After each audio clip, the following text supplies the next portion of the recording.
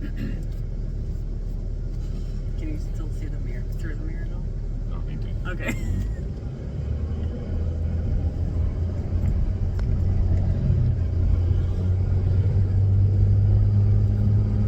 All right, we're on our way home.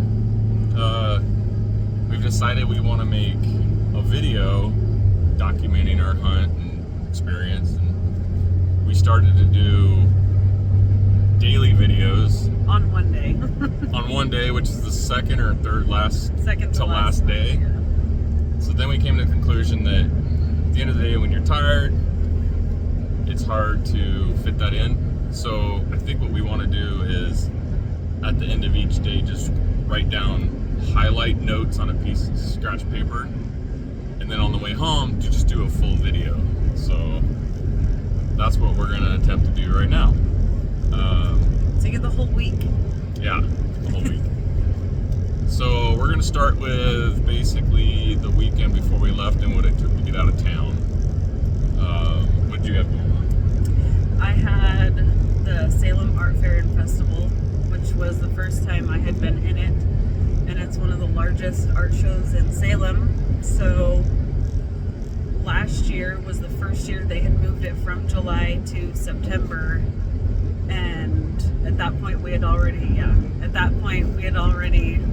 made our, it had already been decided that we were hunting, which is in September. So it was not prioritized last year, and this year I said, look, I need to do this because it's important, and if you have to go alone, I can meet you there, or we can plan 2-week trips around it. And we decided that the best time we thought to go would be at the end of the hunt.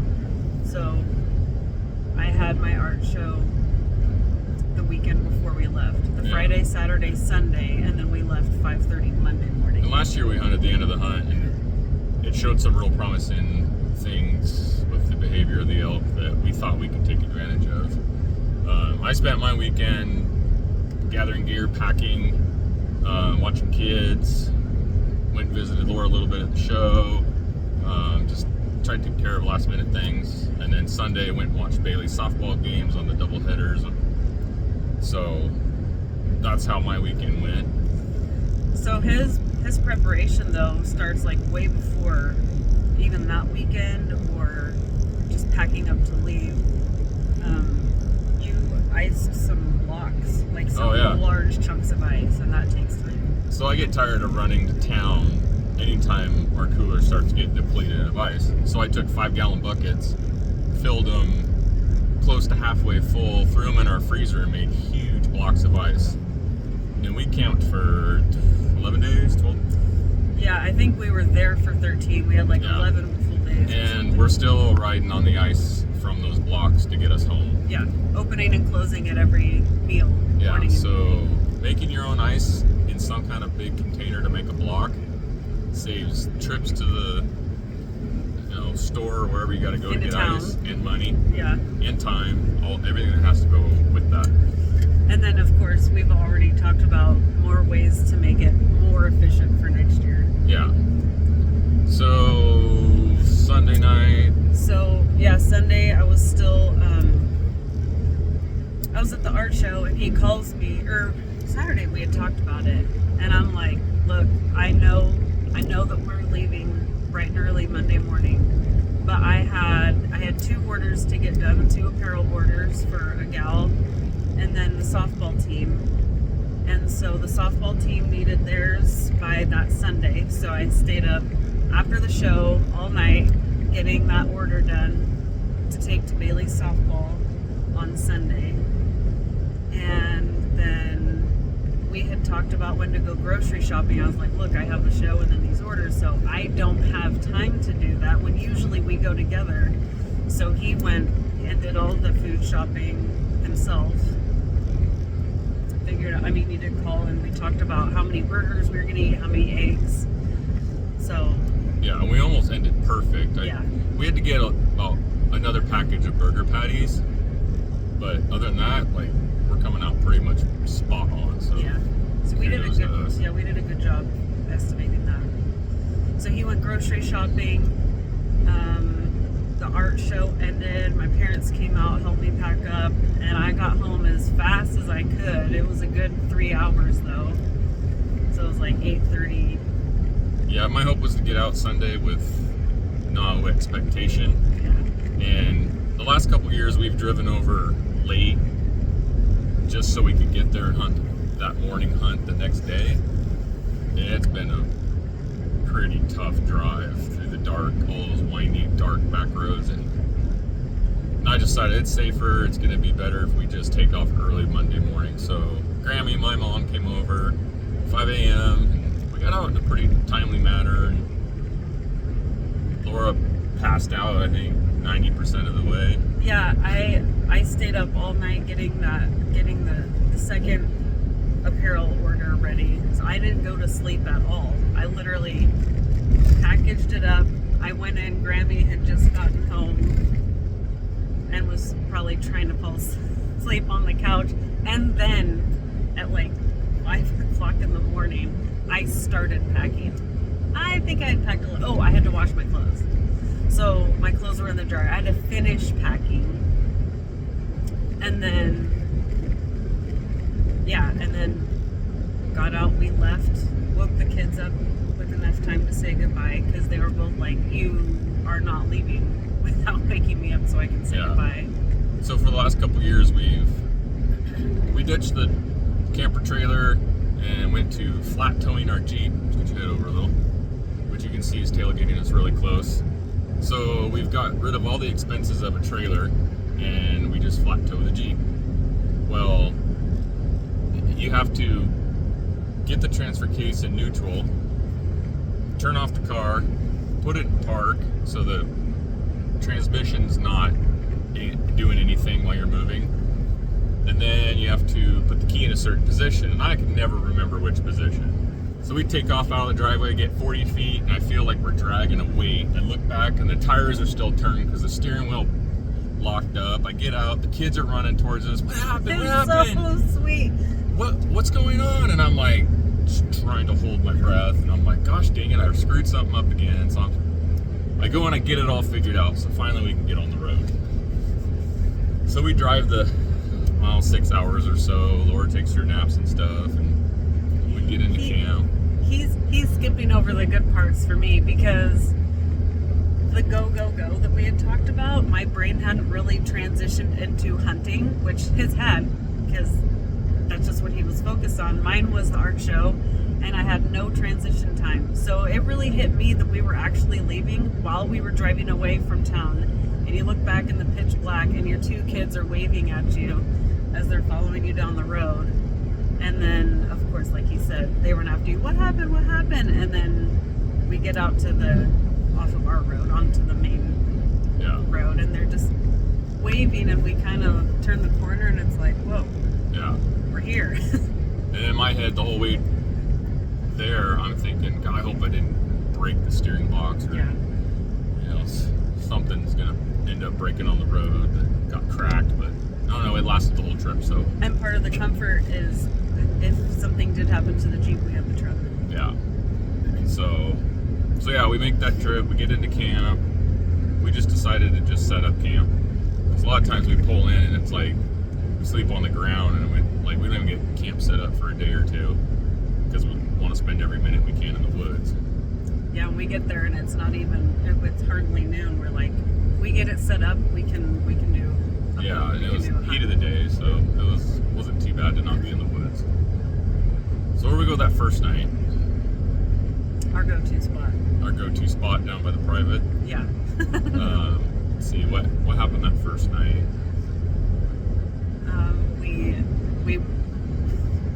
I think we got a bugle almost instantly. Yeah, I think. And we were like, this is great. Here we go. Yeah. So yeah, we went. I think it was off that landing, or did we? Yeah. Yeah, I think it was off that landing, and we had a bull respond down low and one up high. Oh, okay, we're running traffic. So then it was just, which one do we go after? So I think that's the time we went down in there, and we had one kind of above us and below us. What? Nothing. I'll save your story.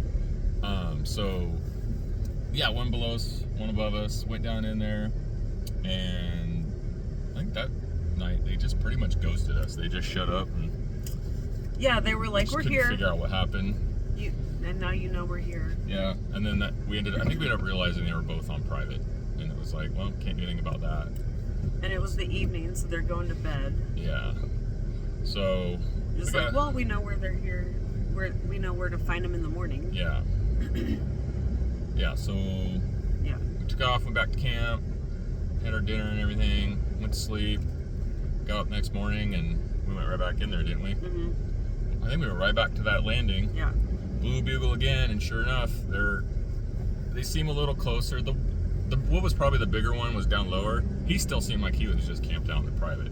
When I mean private, it's like you go to the property line, and then you can see a great big meadow, and there's just a drop off. They just go over there and sleep on that like 80, 90 yard drop off. Can't see them. Yeah.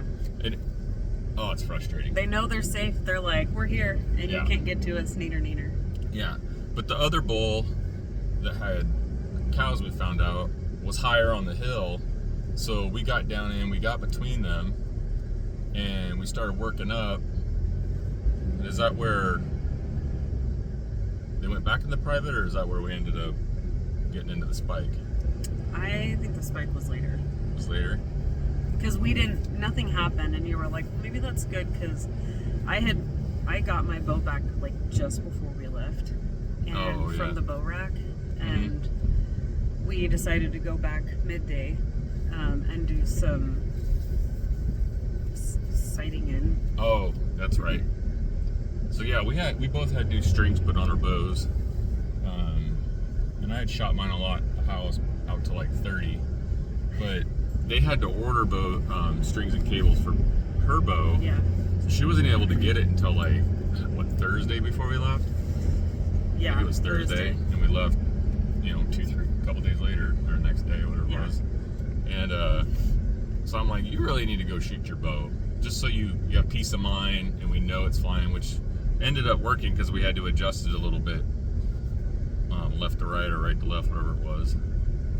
But we both ended up shooting out to, she shot out to 50 and I shot out to 60, and we never missed the target. And I got a Reinhardt, so 50's about it. It's as far as my bow. If you're hitting my target and you shoot out an elk, you're gonna hit lung, heart, liver. You're gonna hit something that's gonna kill it. Yeah.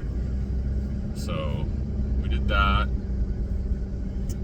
Another thing that comes into play is on the ride over, I have allergies, and so I thought they were like coming out. And then the first full day we were there, I realized when I was swallowing it, it actually kind of like hurt a little bit, not like an allergy feeling. And then I think the second full day, when I woke up, like my neck was sore, my muscles were sore, like it hurt to get out of bed, and I was like, don't let it show. You can't. So again, with the preparing, I think Levi has done a year's worth of really hard work to get himself into where he wants to be physically for this, because he's tired of maybe not being too enthusiastic about going up steep mountains or something. And I don't know if you want to talk about that at all, but he lost conservatively 50 pounds, and he's like ready to go, and I'm like, woohoo, here we go. And then I get sick. Yeah, it was rough for a couple days. Are you freaking kidding me? So we target practice, we went back out. The next day we wake up and I'm just like, this is rough. We went down and called off that ridge where we were in a couple bulls a few years ago. You had one at about 30 yards. Oh, yeah. Yeah, we went up in there. Where we have our notes? Yeah. We went down in there. We're like, oh, we'll just go down there and bugle off of these ridges.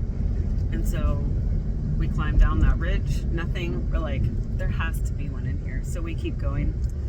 And then you're just like, well, let's circle around and call up this other ridge. It's like, okay. And I was huffing and puffing. I don't remember it that well because I was just like, just make it. And on our way out, he looked at me, and you can tell when somebody's like tired or I don't know. I was not okay. And Levi looked at me. He's like, "Is it safe for you to be out here?" Yeah, because normally I always refer to her as like a mountain goat, and I'm like huffing and puffing and dragging my butt to catch up to her, and I'm like 20, 30 yards ahead of her. And I look back, she's dragging, and I'm like, dude, I have got this nailed. I'm like, I worked hard. But then I started watching her and looking at her just demeanor, and I'm like, dude, she does not look good. And that's when I was like, is it safe for you to be out here? Yeah. So I was like, let's just get out of here. I was almost mad. He was like, should we keep going? Do you want to just drive her around? I was like, I didn't want to answer him because... Well, you were hiding your sickness too. Like, when I asked you if you're all right, you're like, no. I felt I wanted to hide it, and then honestly, I was thinking about it, talking to our players and stuff. It's like, I want our players to give us 100%, but if you're not feeling well and you don't have 100% to give, I need to know that. You just need to tell me. So I literally had practiced in my head how to go up to you and literally say, Coach, I'm giving you everything I got, but it's not 100%. And then I didn't even have a chance to say it. You looked at me like, are you like, I feel like we shouldn't be out here doing this. I was like, I would prefer to try some spots to people out of. So we got out of there. Then where were we headed? That was when, so we were going to road bugle off of some points, and we just went into the forest up high. We ended up going down some forestry roads. We were on National Forest property, and we ran into that gate. Oh, yeah. Well, we had driven out an area where we normally see grouse. We've seen bears out that way. Yeah. And then I was like, well, if we're just going to kind of have a little bit of a rest day, maybe I'll go look in some areas that I've put pins in the past, never really been to, or just see if there's a little pocket that looks like it would hold elk. And we drove and drove and drove and drove. We got way down this road, and I'm like, God, this just feels so familiar. And I'm like, oh yeah, I feel like this is the road where you get clear to the end and you can basically see one of the main roads that are traveled, and then some guy's got property he doesn't let you through. We were so close. Sure enough, we get down there and there's a green gate across the road with a chain and a lock, and it says no trespassing. And I'm like, are you kidding me? We gotta drive all the way back around, and we're low on fuel, but I know we can make it. But it was still one of those things where I usually have more than enough fuel. So we turn around, we're driving back up, and I'm trying to avoid mud puddles because we have windows open. You hit the mud puddles, it flings the mud up, goes in your window, smacks you in the arm. Just a mess. Ew. Come around this corner, mud puddle, swing out a little bit, I hear a boom. Psst, psst, psst, psst. And I'm like, oh. And I saw it and I didn't say anything. I winced for it, but this man can drive like 35 up, down, sideways, a gravel road while searching for elk on both sides. Like, he'll spot things before I spotted out my window. I'm like, how do you do this? So I trust him completely, and it was just like that much. Yeah, and it's just like little lodge poles that were kind of pointing towards the tire. Just smacked the side wall. And as soon as I heard it, I was like, when it's going, it sounded like it was under the tire, and I was like, well, I got, plugs and stuff, I can fix it. And then I walked around the back of the Jeep, and I'm like, oh, it's the sidewall. And of course, this is the year I didn't bring both my spare tires, which I always bring 2 extra tires. I only brought 1 for some reason. So we ended up putting in the spare tire on there, driving back to camp. I don't think we did anything on the way back, but basically road hunt or blow bugles maybe. I think it was getting kind of fairly late, wasn't it? Yeah, it was like 6:30 when that happened. Yeah, so there's less than an hour. Yeah, we're like, let's just get back to camp. If we get a spare, or if we get another flat, we're SOL. So we ate dinner, went to bed. I'm like, let's get up, let's do a close hunt. So that's easy, and I know the roads are nice. So we went back down to where we'd heard the bulls in the private. Went down there, and I don't know that we heard anything down there or not that day. Do you remember? Was this the next day? The next morning before we drove into Baker to get the tire. The next day, I feel like we went into our spot just because it was close and we could do something.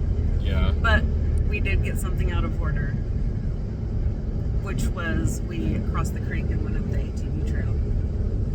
Oh, was it that morning? That was the morning we Before we popped got the tire. the flag? Yeah. Oh, yeah. So there's these ridges that everybody hunts, and I've always hunted. And I think it was before last year, I was looking at maps and stuff, and I'm like, man, there's this one pocket with a ridge that runs out, and nobody would ever think to look on the backside of that ridge because it's surrounded by major roads, ATV What's trails. where everybody camps. Yeah, everybody camps on that main road, but it's a big enough ridge where that back northeast slope could hold out. Last year we went in there and we found out. So that morning, yeah, we hoofed it up in there. We get up in the saddle. We blow a bugle. I don't think he answered right away. I think it was. No, I think he did answer right away. Was it? Because we stopped after hiking up there to catch our breaths. On the ATV trail, and you're like, I think this is where we crossed. So we crossed over the drainage, went up, caught our breaths. You bugled, and he was like right there. Right there. I was like, dang. We thought we had it made too because. Well, we didn't side hill to him. No, we did not. We tried to get the wind right because the sun was coming up, and we kind of went over and tried to play with him a little, and he ended up shutting up. So then we backed out and went clear down and around through the bottom, back up, and we got him talking again, right? And then he shut up again. Yeah, I don't remember him shutting up the first time. He answered a couple times, and you're like, dude, we need to get around there. And when we went around there, I think our wind went in there. And when we bugled when we got to the other side, after the wind was just like super swirly, we're like, freak. What do we do? You bugled once, and I think he let us know where he was, but he was a ways away. Yeah. And so we followed him. Yeah. And then, so we got up in there, and he took off and went down through the bottom. I don't believe he ever smelled us. You don't? I don't think so. When I look back on it, for some reason, these bulls, when they're by themselves, That's true. it's like they just keep. They only let you get so close, and then they move away. They do that bugle that just says, yeah, I'm here. Bye. Yeah. Yeah. Now I'm another 100 yards away. Bye. So that sucked because that spot's a little bit hard to get in. Yeah. You gotta really burn your legs to get up in there. Yeah. So that took care of the ATV trail. And then after we got that flat tire, Yeah. we went back into our go-to spot, and we're like, dude, they're so close. They have to be traveling up and down. Like, are they actually in private? What section are they on? So we went back in there, heard them, and then we're like, let's just kind of get a better idea of which ridge they're actually in. And so we bugled from the highway. Well, we walked out, got out of the truck, drove clear around. Yeah. Went on the highway in the dark. Yeah, in the dark. Dark, yeah. We And put then- them to bed. We climbed out in the dark. Yeah, and Like there's with like lamps. 200-300 yards from the highway to the edge of the timber where they stay, and then up into the public. So we're bugling from the highway. And did we get two to respond? Or? Yeah, one was him, Yeah. and then one was behind us on Yeah. the other side of the 'Cause- highway. When we went in there, we didn't hear them. Right. So then we wanted to just confirm they were in there. So we're like, well, we're going back in the morning. I want to know they're there. Yeah. Yeah, so.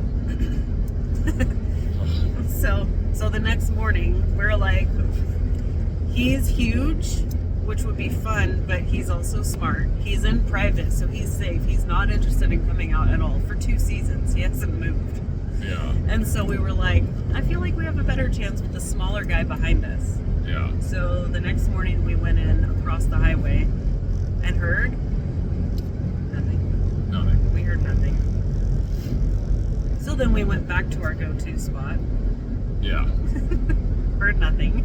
And it's just like, at this point, we're starting to be, maybe without even telling each other, but it's like, you're just messing with these same elk over and over and over. They got it figured out. Yeah. You're not getting anything going. And then is that the point? Was We that did when go we back hit in the there. spot? Or what, the spike? Yeah. I think that's the think day that's we it. actually almost made it happen. Yeah. Yeah, we went back down in there and we worked the whole private fence or Yeah. property line. And we're kind of at a loss. We turn around, we're working our way back out, and we're walking, and Laura's just like, stop. Oh, yeah. And I'm like, what? And I'm just thinking some wild thing just popped into her head. And she I just do that a thought. lot, yeah. And I look at her and she's looking up on, we're kind of coming up and then onto this bench, and then there's another little bench Yeah. that goes up to our right, and there's an elk standing up in there broadside looking towards us. And I thought it was a cow. And I don't know if I saw Spike when it turned or I said something to her and she's like, it's a Spike. And he's just sitting there looking, and he looks our direction, looks the other direction. It's like he doesn't know we're there. They haven't smelled us. And I think he was coming to our bugles, but he was coming in silent, so Yeah. he didn't give any indication that we, might be seeing something soon. yeah, so then he kind of, I mean, if we were another 10 yards up, we could have shot him. I think I could have shot him. If we were I mean, 10 but yards we out. just had enough stuff in our way where Yeah. like a 60 wouldn't work, or maybe 50, 55. Man, if we'd have been like another 10 yards past those trees, we'd have had a wide open lane. But then he just kind of starts looking a little confused, starts to walk off. So I start to move. All of a sudden he walks back up, and then he just turns and walks off. Mhm. So we start working our way up because they're moving from our right to left, and we're moving, and I think I might have started cow calling a little bit, and then all of a sudden you're like, there he is. And of course we stop, and he's walking right towards us with like the only cover between us is between us, Which And- isn't on accident. They know how to stay safe. They know Yeah. where to stand just enough to check you out. Yeah. So he's coming, and he starts veering off to our right a little bit. He's at like 40. Yeah. And I'm following him through the thick stuff, and I'm just about ready to draw as he comes into the opening. Got my read in, I'm gonna cow call. I'm like, this is a done deal. Stops. And I don't know if he just didn't see something, or if he might have smelled it. He didn't really act like he smelled us, because he kind of trotted off, then he walked, he kind of looked back, and I cow called to him, and he kind of looked back, and then he'd walk off. Yeah. And then he was out there a ways, and my rangefinder took a dump, so I'm having Laura range him for me, and she's like 70, but she's like 5-6 yards behind me.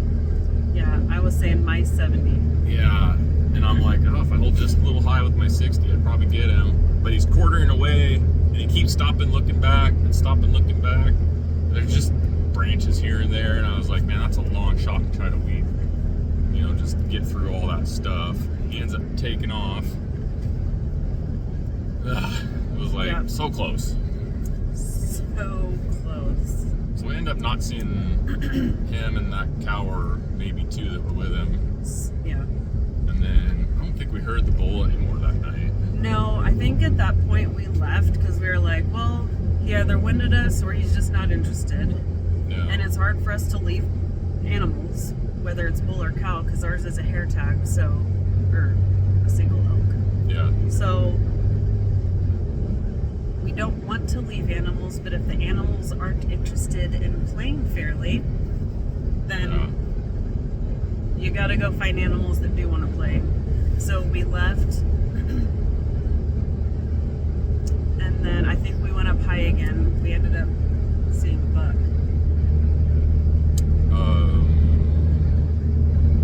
Is that when we took off and ended up running into the cabin and everything?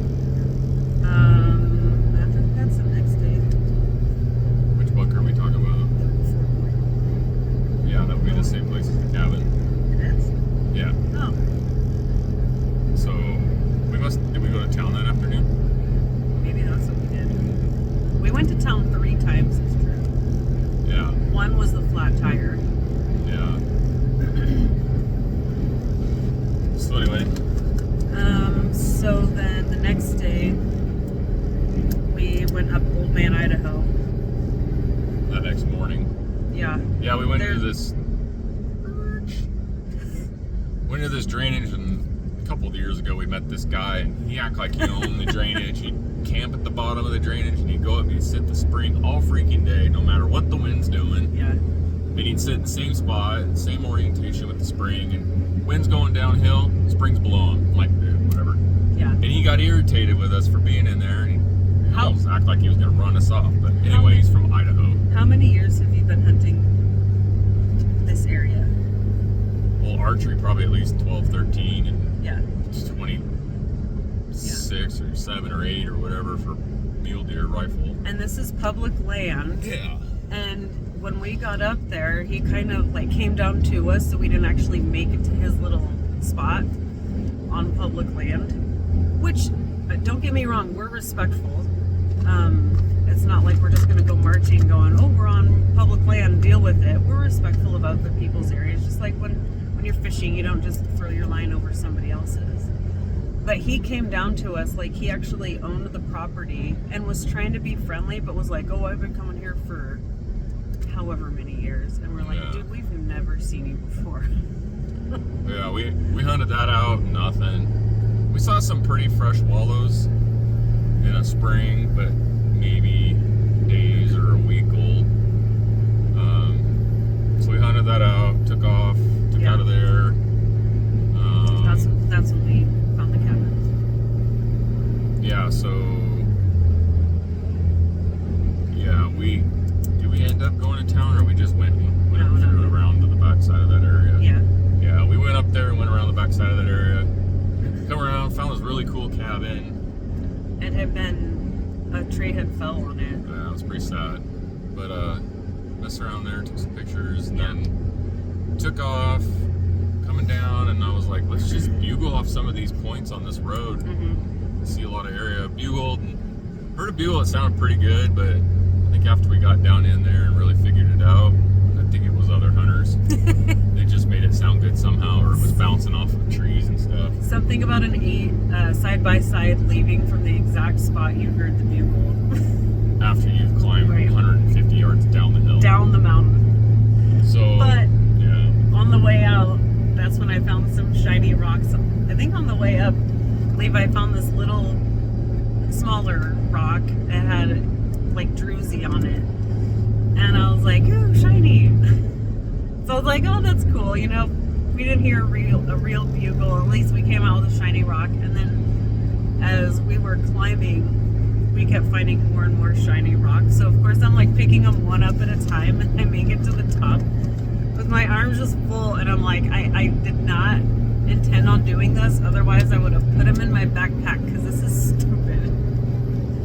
But we came out with shiny rocks, so it wasn't a total loss. And that was pretty much it for that evening. Yeah. And then the next morning, I feel like we went to our go-to spot, nothing. So we were like, well, we're not climbing down in there. It's just, I feel like we went to it sounds like we went to our go-to spot a lot, even though he's on private. But if you get into animals and you know where they're at, and then the rut starts, you don't know what can happen. So it's like, if we know there's elk there, cows and or bulls, if something changes, that's when we can get them off of private or catch a satellite. It's like, you never know when it's going to happen. So we just go there and we check it out. So we went there, checked it out, and then nothing. So I think it's like 8:30 in the morning, and we're like, let's go to this one spot. It has cell service. It's Sunday. I think did we bugle twice, or did I just think it was the morning? Where's this at? Sorry. No, it's Sunday. It's Sunday, and Bailey has games. So we went somewhere. Oh yeah, no, we did. So we went out to the lookout. We bugled. It's 8:30 in the morning. We went to a lookout, bugled, and we heard this angry, large bull. And there was 2 of them. Yeah, we heard a little cute guy over here. But this one, like, I don't know. He bugled, and it was almost like he had buildup of phlegm in his throat. Like it was He sounds like a grumpy old man. something I've never heard, but Yeah. I was like, dude, that thing sounds old and ancient. Yeah. Yeah. And then we figure out which way he's going. So we're like making a plan. We had done a hike up in there a couple of years before, so we already knew what the road looked like. We'd already hiked in there once. And I think that's where you said we should go in from. The bottom there. Yeah. Yeah. Yeah, I think we'd hiked in there from the bottom last year. Okay. We had spotted some elk Yeah. going like down in there. A cow and her calf or something. Yeah, so we went up in there. We ended up finding like where a lot of elk had bedded. Ton of sign. Yeah. Old and fresh poop. Oh yeah, it was by far the freshest of any kind of scent, smell, sign that you can find for elk that we had found so far. Yeah. Even more than the ones down by the private. Yeah. Is that night? Did we make it up to the ridge? Yeah, that's when I think we heard him, but then when we made it down there, they were like, they had already made their morning walk back to their nappy time. Yeah. And so we're like, it's Sunday. Bailey has a double header today. Let's go up and see if we can stream any of the game. Yeah, so we bombed out of there and went back over to the lookout. We made it for like 15 minutes of the second game. Yeah. And then did we hear more bugles? Yeah. Yeah. We heard more bugles off of there. The same two guys He's in the still same there. saddle. Like, I'm like, not at the time we didn't realize it, but that bull was like very patternable. So we're like, that next morning. No, No? it was that day. It was that same night? Yeah, in between the morning run and then, hey, let's go up and do this. You shot a grouse, and then we're like, let's just go back over to the lookout. And we heard him, and so Yeah. we're like, okay, let's go in from a different spot. I think. Yeah, so we did Yeah. that the next morning. No, that was that day because that was the day he came up to us. The very first day we went in there. He came up from that side. We bugled from the lookout, and then in the morning we had come in from below, and I think in the evening we decided to come in from a different angle. But we made it to that Scab, where Scab, yeah. the one was in the drain, yeah, in the draw that came to you. correct. Oh, okay. Yeah. So, yeah, this driving and keeping track of stuff Yeah, is sorry. not the best for me. So we made it into this really nice scab, like shale, crazy spot. Yeah, just an open ridge, and I think we bugled and we heard him an elk down in the draw. Mm-hmm. So I told Laura, I'm like, get up this way. I'm like, I don't think he's gonna come up right here. He's probably gonna come up that little draw, and then all of a sudden you could hear him. He was working around the top of the main draw. So Laura got over by the tree line, and I'm bugling, and he just keeps getting closer and closer. And then I hear it sound like something running, but she can tell you what happened led to that. Yeah, so keeping the wind in mind and where Levi's at from the other side of the scab, I'm trying to make my best guess about where I think he's going to come up at. And I was apparently, when I saw him, he was like within 30 yards. I think I did a good job of where I would see him at, but he kept going up. When the wind's going down and you're like, oh, he's going to come in lower to try and wind us, he didn't seem to care about the wind. He just kept climbing. I was like, okay. Well, I saw him. I've got an arrow knocked. I've ranged several things in my lanes. So depending on when he stops or when I can see him and shoot. And he was just totally chill. He wasn't angry or anything. He was just bugling, moseying on through. He stopped and ate once, like after he bugled, and I watched him bugle. He lowered his head and ate, and he heard you. He's kind of like, okay, there he is. Saw a tree next to him, so he just kind of decided to like run his antlers through the tree. And I'm like, oh, is he getting worked up? No. He's just like, oh, that feels good. And so I had my arrow knocked. I'm ready to draw, but I can't shoot him yet because even though he's 30 yards away, he's not just behind a single tree with a nice chunky stump or trunk and then branches. It's got like all these, I can't see my hand. It's got these gnarly just branches and shrubs and just all sorts of gunk in the way. So I have nowhere to shoot him at. I'm like, okay, I'm gonna shoot him when he's over there. Oh, he's still climbing? Okay, well, I've got to get up higher or else he's gonna win me. And so, oh yeah, because it was going up. That's why I was there, because I was like, he's gonna come in through this way so he can win Levi. So I need to be in his sight, or like sight of smell, the path of the scent. And so I was like, well, apparently I'm not high enough and he's still climbing. So if I don't climb, he's gonna win me. And so I turn, and when he gets behind this patch of trees, like a wall, like he can't see me, I gotta move. And I turn and I go up the hill, and all of a sudden I see this cow eating. And I stop like mid-step and I freeze. And she looks up and she stares at me, but doesn't like looking towards me, but I feel like she can see me. She just doesn't know what she's looking at. I will freeze and play the steering game all day long. I was like, don't mess this up. So while she's staring at me and I can't move, the bull continues to walk uphill, and he gets within 8 yards of her, again behind just stuff, and I can't shoot. But now he's looking down towards me, like around, and so she's like, okay, I'll go back to eating. So now she's eating, but he's staring at me. I can't draw. And all of a sudden, they just bolt. Like they're just chill, and then all of a sudden they're like, they dig their feet in, and then they... Yeah, the wind must have swirled. Or they just saw something they didn't like, because when they took off, they went back down in the draw, and I went up, talked to Laura, we talked about it, and did he bugle on his own, or did I end up doing something? I was like, this is what happened, this is where they went, he has a cow with him. Oh, he has a cow with him? I was like, yeah, so this is going to be a good one.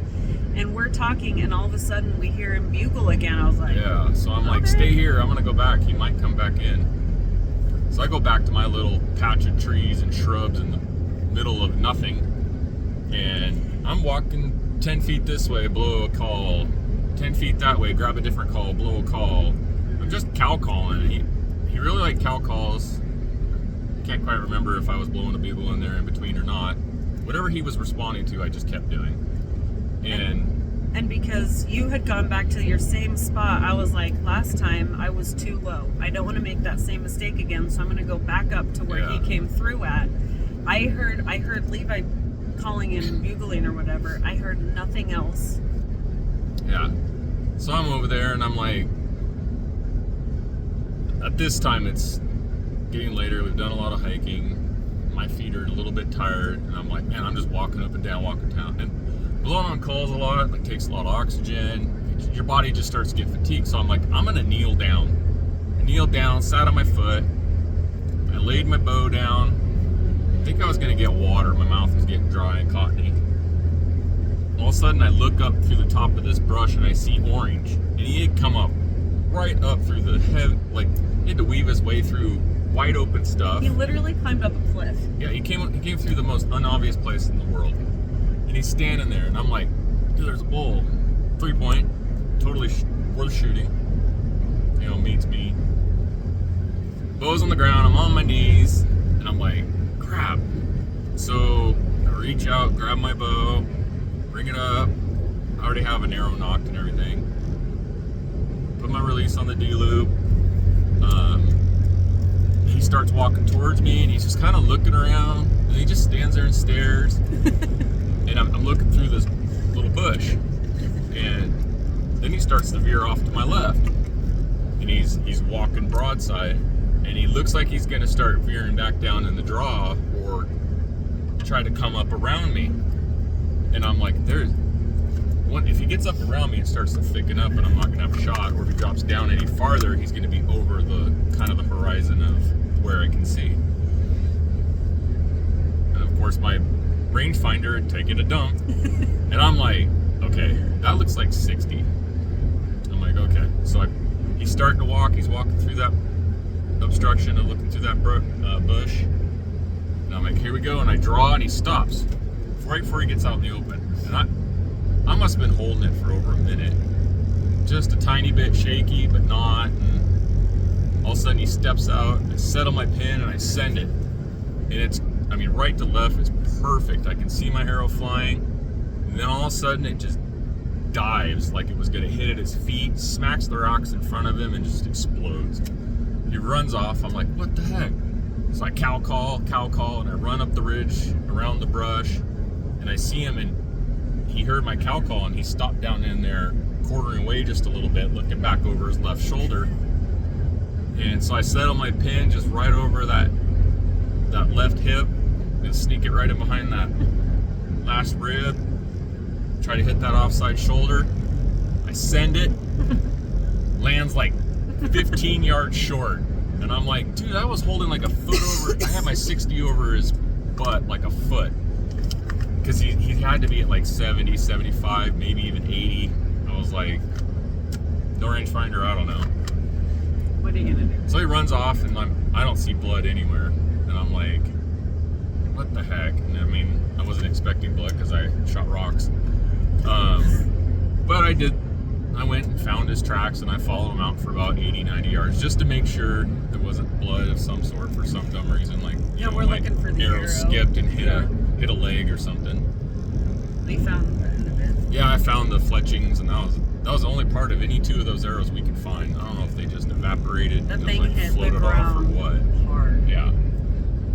So we meet back up. I go back up there, and I'm like, gosh, I don't know what's wrong. And the wind was blowing in my face, right to left a little bit, and it was pretty heavy gusts.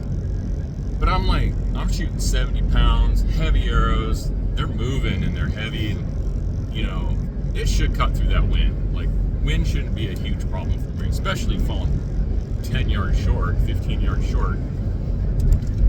Well, I think we were still sitting on that ridge, or was it that day? Yeah, we were just we went up replaying what had happened. Yeah, we're up there licking our wounds, or me. Laura did everything she should have other than pick the perfect spot. Yeah. I'm sitting there, and I'm running like reruns through my head of that situation, just over and over and over and over. And I'm picturing myself lifting my pin, settling my pin. I'm like, dude, that had to be the most executed shot I've ever had. Everything felt perfect.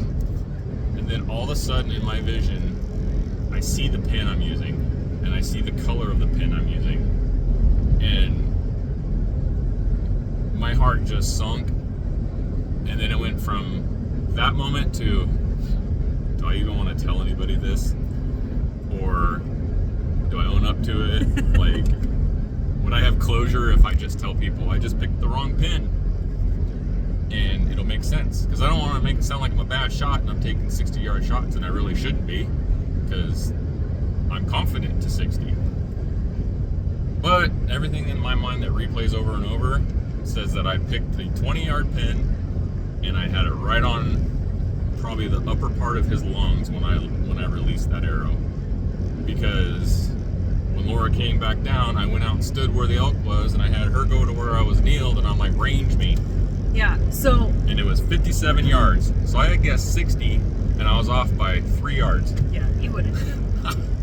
So... Oh, man. Talk about a lonely spot in your mind. So when I went back up there, and like I said, I went up there, I didn't hear anything. I did hear Levi bugling, and then I did hear the bull respond a couple times. And then as I'm standing there, I'm thinking, I feel like it's been longer than usual for hearing a cow call or anything. I'm like, why did he stop? What's happening? And I'm looking around, I see and hear nothing. Except for all of a sudden, I hear a and I hear rocks go, and then I hear a very large animal running down the mountain in front of me to the south.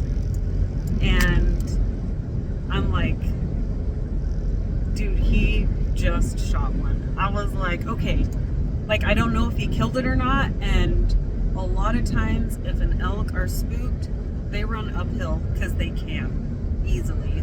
And so I'm like, I'm in the perfect spot. So if he comes my way, I'm putting him down. And I didn't see anything. So I'm like, did he get him? And I'm looking over, and I forget why.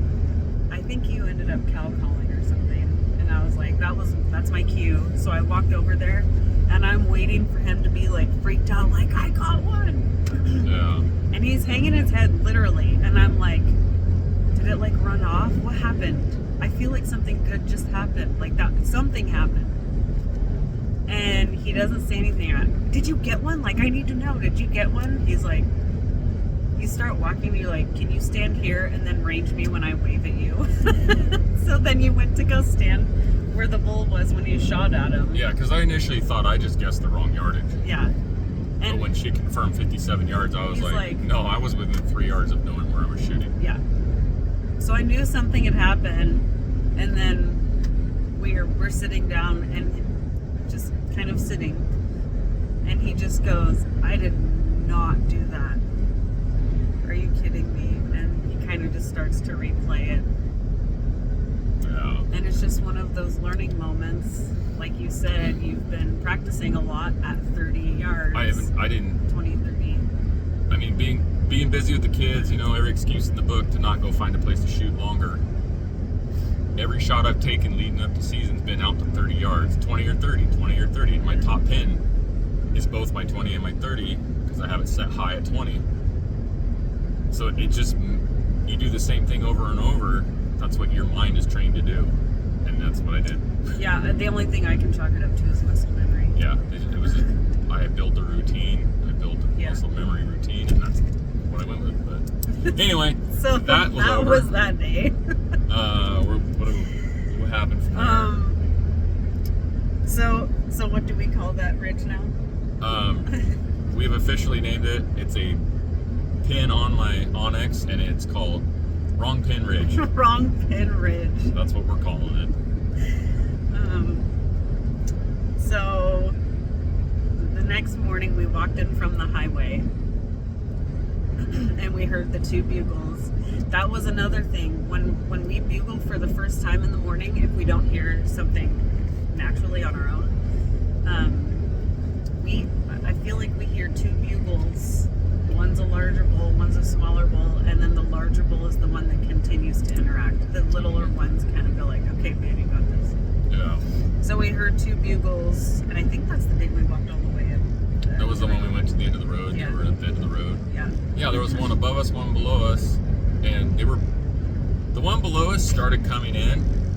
The one above us kind of held his ground and then kind of moseyed off. Yeah.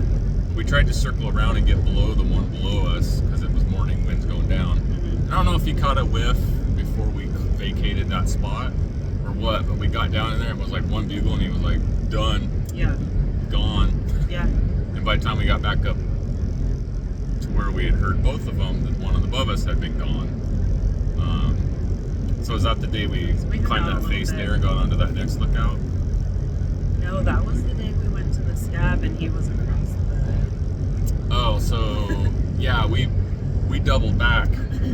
I think that was the day we rested at the top. Yeah, so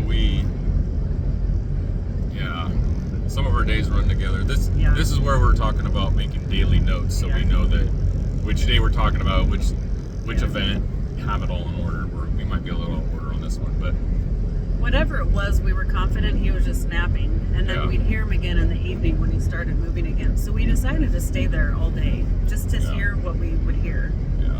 And then we didn't hear anything. We started to walk out. We went back to that scab. Through my weight loss process, I've just had this in my head of keep going, just keep going. When I walk hills and I have 50 pounds in my pack at home, walking up sidewalk, and I want to stop, I just say keep going, keep going. We're walking this road out. We're about to hit the saddle. You go through the saddle and down to where we parked the Jeep. I was about ready to turn to go hit that saddle and go down, and I'm like, no, keep going. We have daylight left. Keep going. So we went back to the ridge, Wrong Pin Ridge, and we start calling. And good old something in your throat, monster growly bugle sounds off, which at the time we thought was down off the bottom of the scab because there's some cliffs down there and they're bedding in there and there's some thick stuff. To me, it sounded like he was just off the end of that. So I'm like, Laura, get down there a ways and I'll call. Well, he's just going crazy and he's responding and he sounds like he's getting closer to me. Yeah, and I think that just the part, like, even while we were trying to take notes of things we wanted to remember to talk about, I remember things a certain way, he remembers things a certain way, and when you're talking about ridge and scabs and lookouts, and there's several of them, you're like, wait a second. So there's a lot of, not miscommunication, just thinking so it is miscommunication. When he's talking about, he thinks he's at the end of the ridge, I also thought he was at the end of a ridge, just a different one. So I think he's at the end of this ridge over here, just not over the saddle like he was in the morning. And when I said ridge, Levi thought I was talking about the ridge we were on, just at the end of it. Because he was coming from that direction, it's just how far away is he? They're freaking loud. Yeah, well, it's just like being on a lake. You can hear people clear across the lake talking because there's no trees or anything absorbing the sound. Well, he ended up being straight out across the drainage on the other face, which was like 800 yards away. So but he sounds like he's 150 yards away. But it sounds loud because it's just a straight shot. Yeah. So Levi's calling from up behind me, and I get down lower in case he, comes up the side of the cliff like he did last time. Turns out, pretty sure it's a different hole.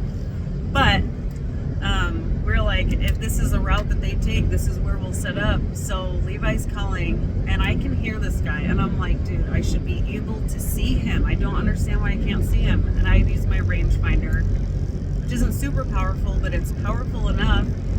And I ended up looking through there going, okay, I know he's been close, but that sounds so clear. And I was like, with my naked eye, I was like, I remember that log being there. Wouldn't that be funny if that was the bull? And I put my rangefinder up and it was the freaking bull. And I got so excited because I saw him. It's just, how cool is that? He can't see me because we're 800 yards away. And I come out of my little hiding spot and I motioned to Levi. I was like, he's huge. And he's like, what are you doing? Like, get back in there.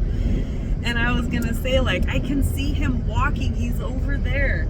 At which point, Levi would have been, bro's way too far away to be doing this. Yeah, I'm like, we need to close like 500 yards. But I didn't say that, so we called him like that for an hour. And every time, Levi thinks he's like 70 yards away coming up that ridge, and not 800 yards away. Yeah. And then I can see him in the meadow part. He walked down, he walked over, he called from the trees some more, he walked back out. He's literally running around with no idea what he's doing. He's just calling. He's angry, out of his mind. Chuckling. Yeah. We were like, oh, here we go. He's ready to play. Yeah. If I cow called, he responded. If I did anything a cow would do, he responded. If I locator called, if I challenge bugled, if I did bull calling cows, like, we're doing everything right. I mean, everything I threw a call, he just went crazy for. Yeah. And I was like, when we finally got together and we figured out he was way over there, I was like, oh man, if we were over there, we'd have had him. He's like, yeah, you kind of need to tell me when he's that far away. Yeah. I was like, so that we got our heads together and it was like, okay. And Laura's like, let's get out of here. And I'm like, well, wait, it sounds like he's actually coming closer. Yeah. All of a sudden, he worked his way into the bottom of the drainage and he's coming towards us. Well, being a big animal, I don't think he wanted to weave through those cliffs because there is some ways you can get through there, and you can tell elk have to weave their way through there. But he starts coming, and then he works his way left to go into that draw that we called the 3-point out of. And I was like, no, wind's perfect. He's already over there. We can still see our sights. I'm like, he's headed this way. Yeah. Well, he comes up, and I tell Laura, get over the rise of the ridge, get down over there. I'm gonna stay on this backside, so he has to come find me. And he's working and working and working, and like, I mean, it's all but not able to shoot yet. And then he just kind of started working his way off a little bit. I was like, dang it! If we had 20 more minutes, he'd have probably worked his way right into us. So we tucked our tails and went up through the saddle, back down to the. And yeah, so we ghosted him thinking, okay, maybe we put him to bed, we'll come back in the morning. But it's like, how late do we stay there? Do we stay there and hope we can see our sights when he actually makes it to us? It had taken an hour to get him to come across the drainage. Yeah. We didn't know how long it was going to take. Our scent was already in there. We're like, before he gets even closer, let's just leave and then come back in the morning. Yeah, and we're just like, this guy's callable. Like, this guy is out of his mind. He came clear through a drainage to kind of come check us out. Yeah. So I'm like, well, let's go around in the morning and drop in him on from that side. Yeah. And is that when we came off the top? Yes. Yeah, so... We went in the morning, didn't hear anything, and that's the day that and that's when we started realizing he's getting patternable. Yeah. He's working his way up and over and through that saddle back and forth. And I'm like, we're starting to figure him out. So we come off the top on the same side of the drainage he was on, got where we thought we were even on the hillside with him. Knowing what saddle he goes in and out of every morning. Yeah, and we're right above that opening where he was bugling at us from 800 yards away. And we went up in there and we just sat. And what was it, 6:30? When we got in? No, when he bugled. Yeah, it was 6:32. 6:30, here he comes. Either gonna go up over the saddle or come up over it the other way. Hear a bugle. Yeah. I'm like, dude, he's here. And he probably wasn't more than 100, 150 yards away. Yeah. So I stay there and I'm like, Laura, get down in there. And I mean, I'm blowing bugles, I'm making cow calls, I'm kicking sticks, I'm stomping my feet, I'm running around like I'm a bull chasing a cow, just working my butt off.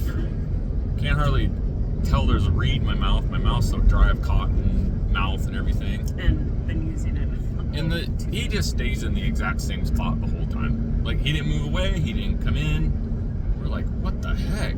And it gets dark on us. Laura comes up, and you know, she's a little frustrated because it's so quiet in the woods. It's completely dark now. I was checking. I'm like, there's hope. I would get a little bit closer every time Levi called or bugled, or every time I heard the bull bugling, because it had rained a couple days before that. So the next day, sound was awesome because everything was damp and quiet.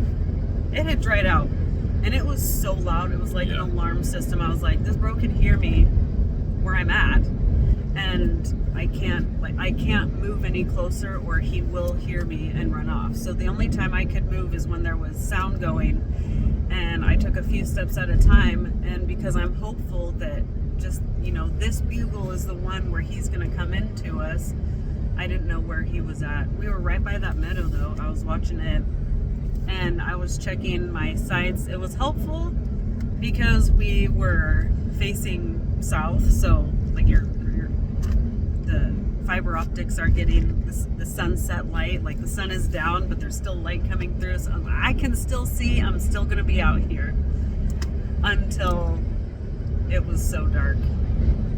Yeah, that was frustrating. That was a rough evening. So we took off, went to camp, went to bed, got up, and then we decided we were going to come through the other side of the saddle. Yeah.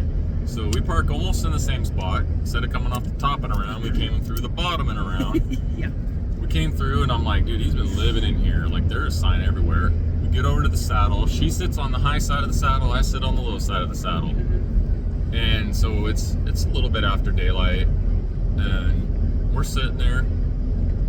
At 6:30. Well, right before we left each other, I thought I'd heard like a distant bugle. And then we split up and got into our spots. And then not too long after that, it sounded like he was just above where we had walked in, and we were sitting where, I'm like, he's right where we just came from. So I don't know if he came over the top of the knob and dropped down in to bed. Well, then we end up like sitting there for he never even made it to the saddle. He came up we sat there for 6 hours. 6 hours, and he would just be like,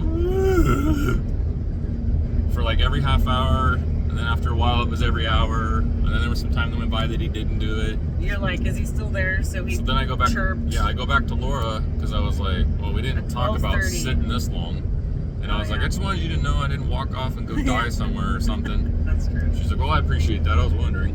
I was like, well, I you think died. he's still over there. Yeah. And I don't know if I called from there or I waited think you till did. And he was still there, I so did. you He's went still back. there. He Yeah. responded. So I go back to my spot, and I'm like, dude, we are perfect. He's going to come right through this saddle, and we're far enough to where if we shoot, we're not going to really have any chance of hitting each other. How far do you And think I don't think he could get between us without one of us seeing him. How far away do you think he was? I don't think he was more than 100 yards, 80 yards, 100 yards, just enough to where you couldn't see him. Yeah, just over a crest.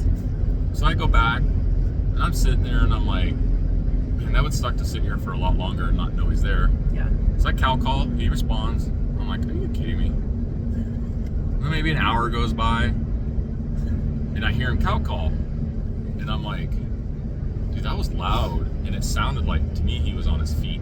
It just had a different sound to it. So I'm like, well, I'm in the saddle. He's a bull. I don't think he has any cows. It's supposed to be the prime time with a rut. So I cow call. And I hear him respond, and he's down the draw more. And I'm like, where's he going? I waited about a minute or two, a cow call again. He's even farther down the drainage. I'm like, did he really just do that? So I go over to Laura, and I'm like, did he really just walk off? She's like, You're like, did he just do that? I'm like, do what? yeah. Well, she had to go to the bathroom, so I think she missed his first bugle when I think he stood up. Yeah. And then she heard my cow calls and his following bugles each time, but I think he was kind of walking away from her. Yeah. So she thought they were kind of in that same spot. And you were like, dude, I just called, and he like got up and walked away. So you indicated that he left, and I was like, no, Like, he didn't. I don't think. We've played this so right. There's no way he just got up and left. The wind was good. The calling was good. Yeah. Everything was good. So I Sure cow enough. call, nothing. Yeah. And I'm like, well, I think he went that way. So we go What do down we there, do? nothing. Bugle, nothing. Then, So Levi has been very patient, and that's a hard thing for him to do. That's, I think, the thing that has improved the most this season, besides physical ability to go wherever you want. And so when he came over, he's like, did he seriously just do that? Something was different. And you could see that it clicked, and Levi's like, we've got 2 days left. And we did everything right. Levi's like, I'm so done with this bull, because we were ready. Our plan for the day was to sit there, and if he didn't do anything, we would wait until the evening. Like, we were ready to wait it out as long as we needed to. And when the bull got up and walked away, Levi got pissed, and he's like, I'm freaking running after him. I'm so done with this bull. I'm gonna kill him. I'm freaking running after him. I'm gonna chase him down until I got him cornered somewhere. Yeah. So we took off, but then I'm like, I gotta know where he went. So we get down there a ways, and I blow a bugle. Then we hear this distant bugle. Well, he had ran off into this little drainage, and he was on the backside of, that drainage. Yeah. So we get down there, blow another bugle, and he's down around the corner. So we work around into the thicker stuff, hit a cattle trail along a little creek. So I'm just going down through there, kicking rocks, stomping my feet, dragging my heels, breaking branches. And I'm not running, but I am moving as fast as I can without running. But he's also making it sounding like, and I'm bugling as I'm moving, and he moves off bugles. I'm like, okay, there he is. A couple times I'm like, I'm getting closer, and then he'd be farther. And then he takes a left, and he's going uphill, and I'm just booking it uphill. Yeah. Then I get to a spot where I'm on a hill, and I'm like, I hear him bugle, and I'm like, oh, is that on my right ear or my left ear? Can't figure it out.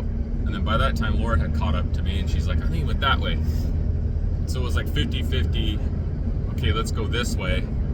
So we went that way, and then we worked up the little draw. We get on top of the knob, blow a bugle and everything, and he just never responded again. And I'm like, where did he go? He went, I think we're trying to figure out where did he go. And I'm like, well, the sound is coming from up there. Levi's like, no, the road's up there. He didn't keep going. I'm like, the dude went up there. Well, but he didn't cross the road. He either went left or he went right. Which way did we go? And we're like, I don't know. I was like, So well, we that got up to a spot where we could hear everything and never heard him again. Yeah. And then we climb out of there. Oh, this was the day we made our first vlog too. So we might describe it better in that one because it was more fresh. But it was like, yeah, we heard him and we climb out of there. He was so close to the road. Yeah. Then when he ghosted us, we're like, well, let's head back to the road. Walk up to the Jeep. We didn't more than turn to start to walk to the road. Here comes some guy on his quad, bebopping through the bottom right there, and I'm just like, Yeah. man, these quad guys, They go it's like a anywhere. wheelchair for them. They can't go anywhere without it. Yeah. But so anyway, we make it back to the Jeep, and did we do an evening hunt overnight? Yeah, that was the day I shot a grouse grilling. Oh yeah, I was so fed up. I'm like, let's just go for a drive. Yeah. Up high, we might see a bear, might see some grouse. Yeah. So we took off, and we ran into that grouse, and Laura shot it. We went down around. Did we end up driving off anywhere else? I don't remember what we did that night. Oh, yeah, above 5 Point, we called in again. Oh yeah, we went back up That to was one of that my day. old haunts. That place is pretty good late. They get pressured, they head over that way. Yeah. So we go up this ridge, working out the ridge. Bugle sounds off across the draw. And it was just like instant response. I throw out another call, instant response. I'm like, Close. dude, this guy's fired up. Yeah. He's just right across the draw. Yeah. So then, like we've talked about, it's like my old rifle hunting instincts kick in. And I'm like, he's there. I'm going to go shoot him. Let's go. There's a line between me and him, and that's where we're going. So we take off through the draw. We're kind of above them in the draw, and there's not much of the draw left, and we're kind of in the top of it. We get to the bottom. I'm like, well, the wind's pulling down. They sound like they were on the side hill of the next ridge.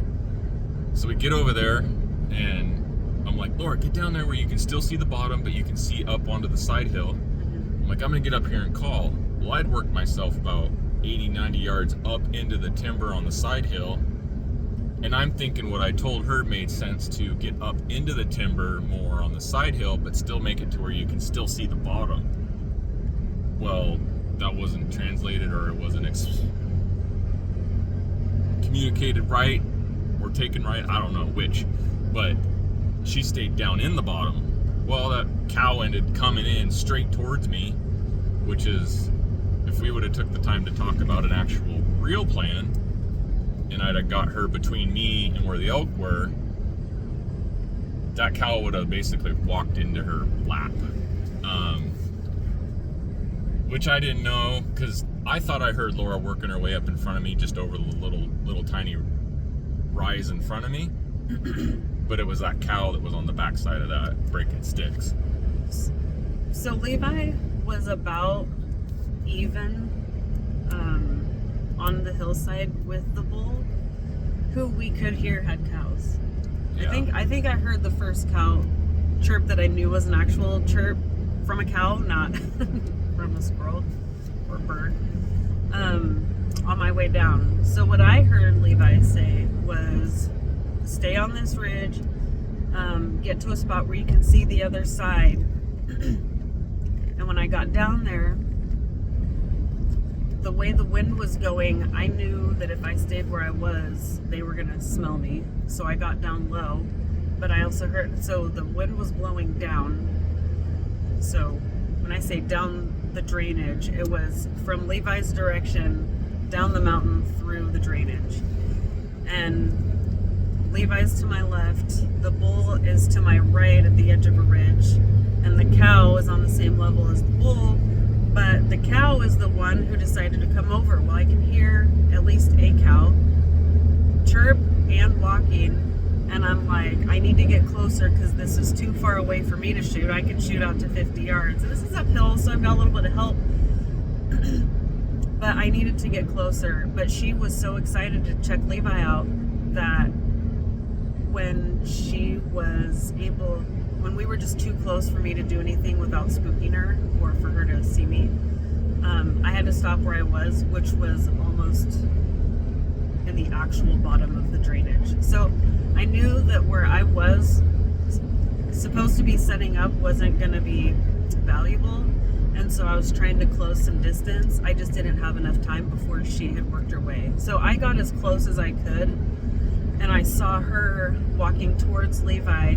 She stopped behind a tree because I was going to range her when she came out to the other side, and I never saw her again. I did hear her running off, and then I heard her chirp to the bull, and the bull bugled, and they ran off, and we never heard him again. Yeah, I think our biggest takeaway from this season is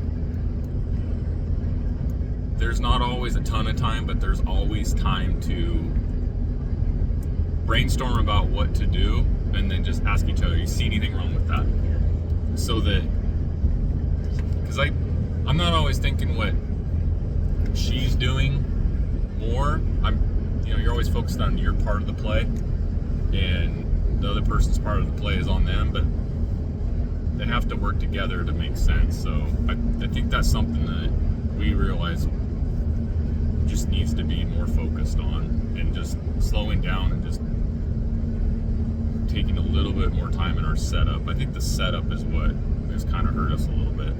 Yeah. Especially in that situation. You might, because they're so close and you have to act quickly, like you said, you don't think you have like all day, but it's better to take a little bit of time to figure out a good plan than it is to just rush things and have a completely wrong setup and then ruin the rest of the day. Yeah, because that cow was all but dead. I mean, she'd have ran Laura over to get to me. Yeah. But, I mean, a lot of what ifs, but Yep. it goes back to that the best teacher is screwing it up. Yeah. Like, you make a mistake, you usually learn the best from that. And, well, we've had a couple of those this season. Yeah. So we hightailed it out of there. We're like, we still have enough time. If we get on the other side, if we come down 5 Point, Yeah. then we can come in from the other side.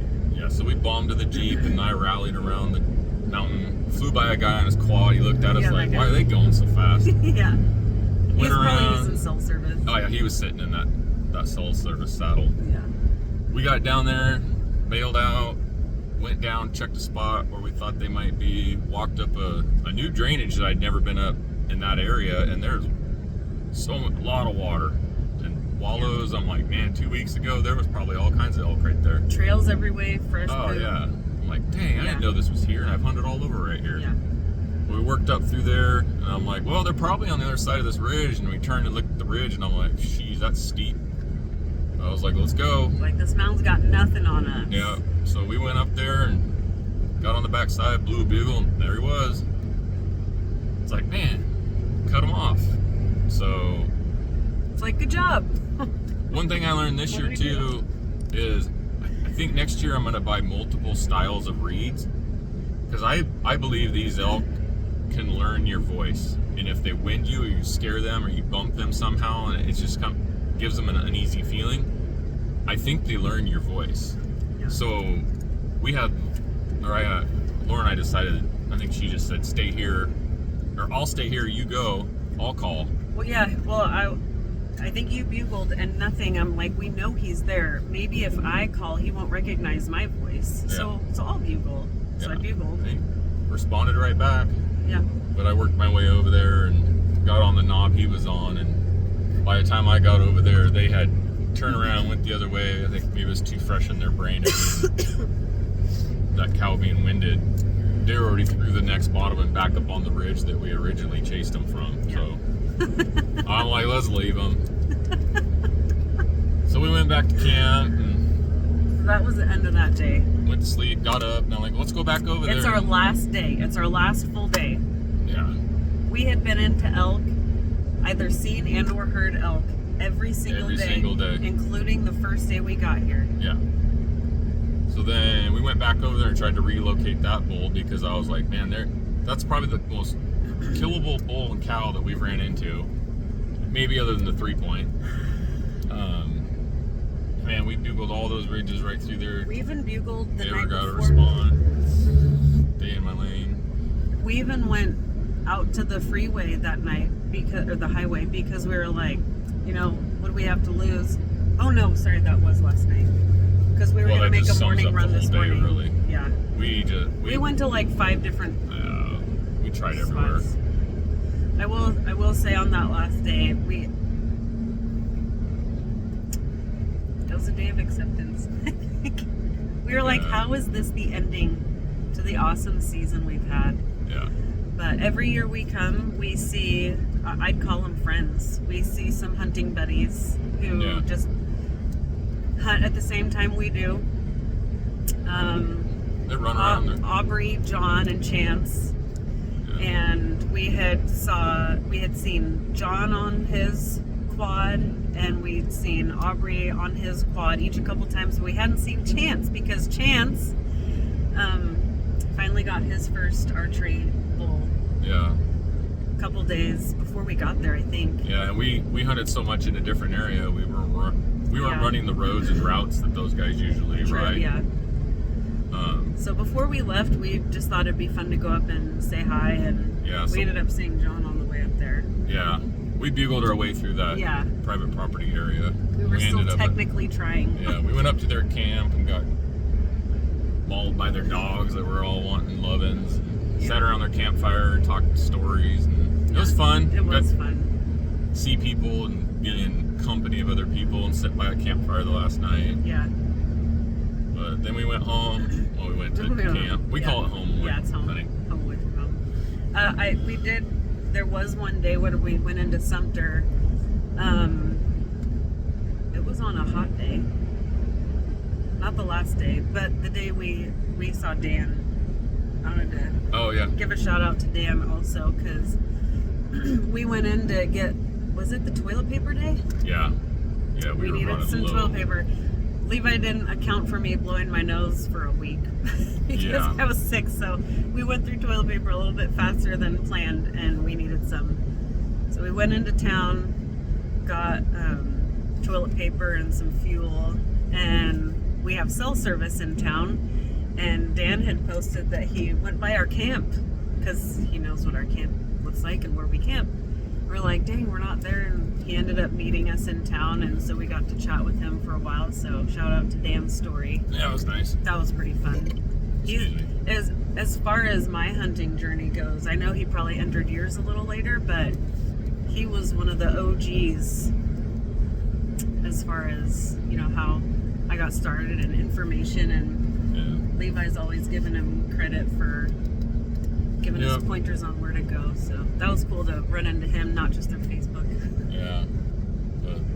But yesterday was the hottest day, and it was so gross. We heard rumors in town of elk kind of having some ruddy stuff go on before the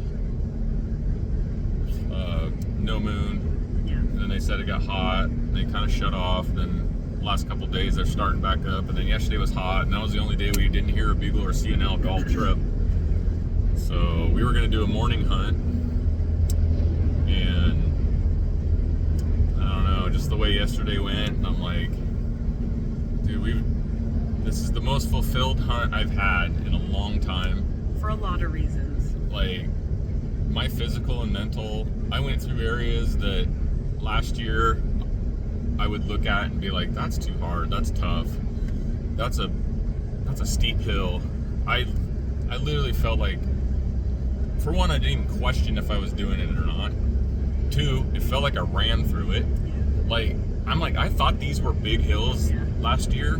Like, these are tiny, especially after my spring bear hunt. Those were big hills. You're around the outskirts of Hell's Canyon. So, yeah, I haven't gone away from a hunt like this in a very long time with the feeling of I did everything I could. I had opportunities. Yeah. It was my fault that I blew the one I should have executed. It was our fault that cow winded us. Like, we did everything but make those 2 opportunities count. And nothing was, I wish I would have been more prepared. I wish I would have done this. I wish this. Like, it was, I did everything I possibly could to make myself successful, but the elk won. And we put ourselves in those opportunities too. Yeah. There are some years where we're just like, where are they at? It's been 5 days. We haven't heard or run into a single thing, and we're losing hope quick. And then we find them, so then there's something to do. But this one was like, we found them every day. Yeah. Except for yesterday. And so it's reassuring, yes. Jeez, getting a little close to this guy, he's probably getting mad at me. I don't know. It just, everything about this trip, man. If I could have this trip every year, this is how it would go. But I'm gonna be better at executing. I'm gonna be better at setting up and just those little tiny things. But it's hunting. Everybody says like that 1% of something working a little better is the difference between going home empty-handed and success. So. And every year we walk away with learning opportunities, which I'm honestly tired of. They're nice and they're fun, but it's like, when are we going to kill something? So we started off going, man, we've learned so much. We're physically ready. We're mentally ready. We know what we're doing. We know the area well. We found them. We're like, this is when it's going to happen. What other lessons could we possibly have to learn? And then every day it was like, oh, that lesson. Oh, that lesson. Yeah, but if you get online and you follow all the outlets enough, you hear everybody say there's a lot of people out there that hardly ever see an animal, never come full draw on an animal, never kill one. And this year I shot at one, I was full draw on another one. Laura was in position twice. I was almost full draw. Almost ready to draw on a bull or a cow. So, but I got to watch him bugle. Like, that's freaking cool. Yeah. He just knew where to stop, and I literally didn't have a shot. And to say you've heard bugles or seen an elk every day until that last day yesterday, in a unit that honestly doesn't have a ton of habitat for elk. They're only in certain places. And this year we found a new place. It's like... Yeah. And another thing, like Dan said, is when the area's had such a wet summer and water is in places that it's not normally at, they don't clump up like they usually do. They don't herd up in the large herds because they're all going to the same water location. Yeah. So the fact that we were able to find these little single elk here and there, that was pretty. We both think if cool these too. bulls had larger numbers of cows with them, we probably could have picked off a couple cows this week. Sure, yeah. Probably pretty, I don't ever want to say easy, but our chances would have been way better. Yeah. And I think the competition to get those cows would be greater because more of those cows would be in groups instead of spread out through the bulls. Mm-hmm. Even though a lot of the bulls we found this year seemed to be by themselves, or were. I don't know, but I don't know. That's the end of our trip. Like, now we're on our way home. We're on our way home. Get to see our babies. I get to shower. Get to thank my mom. Yes. Grammy. Almost an hour and a half on this video, but there was a lot of action. I mean, if we wouldn't have seen or shot or done nothing, it'd been like, we went hunting, we heard a bugle, we camped for a week, and we came home. Now we're stinky and headed home. But anyway, we got a rifle hunt coming 5 days, 6 days, taking Bailey, and we get to take our daughter. we are going to take a notepad and we're going to do a daily log. Yeah. And we're planning on doing this on the way home from there with Bailey. Yeah. So she'll probably be over our shoulder back there, putting in her 2 cents. Oh, but yeah. Anyway. So let us know if there are situations you want to hear more of, or questions about what kind of bugles they were doing. Because, dude, there were so many of those too. We could make a separate video on that. Yeah. Or and I learned a new call. Lots of things. Yeah, that's true. I never heard of a cow bugle. From a guy at the gas station. They said cow bugle, but it was like it was a cow long. It was a drawn out cow chirp that sounds like a bugle, but then it has an estrus buzz at the end. It has vocally. So I tried it and I can do it, and now I can do just the estrus buzz. And then we didn't find any elk. Yeah, and part of me is irritated because I've been archery hunting for quite a while, and I haven't made the effort to learn all these calls. So It's okay. I can't chuckle. I don't know.